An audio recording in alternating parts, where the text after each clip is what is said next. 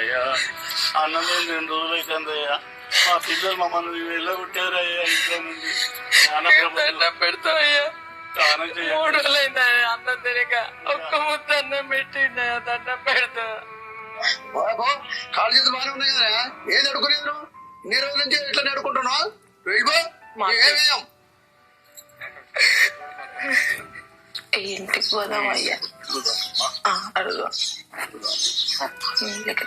కడుపులో మాత్రం నొప్పి వస్తుందమ్మా. అమ్మా అమ్మా అమ్మా 3 రోజులైందమ్మా అన్నం తినక ఒక్క ముద్ద అన్నం ఉంటే పెట్టమ్మా సత్తనం ఉన్నా గాని. ఏంటమ్మా ఇంత పెద్ద వయసుకు వచ్చారు? ఈ వయసులో మీరు అడుక్కునే పరిస్థితి ఎందుకు వచ్చింది? మీకు పిల్లలు లేరా? మగ బిడ్డ వాళ్ళు లేరమ్మా. 2 కొడుకులు 1 బిడ్డ బయటకు వెళ్ళగొట్టారమ్మా మమ్మల్ని. ఆయనకి ఏ రోజు టాబ్లెట్ వేయాలి, నేను డబ్బులు లేవు.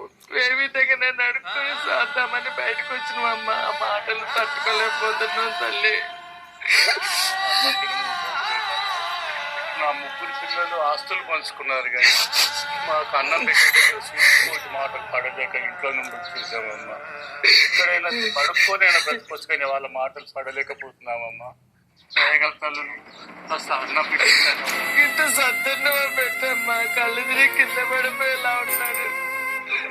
ఒక్క నిమిషం ఆగండి, ఇప్పుడే వస్తాను.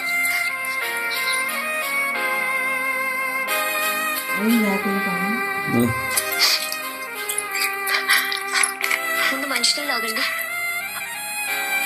కొన్ని మంచిలను తాగుండండి. మీలాంటి తల్లిదండ్రుల్ని అడుక్కునే పరిస్థితి తీసుకురావడం మీ పిల్లల దురదృష్టం.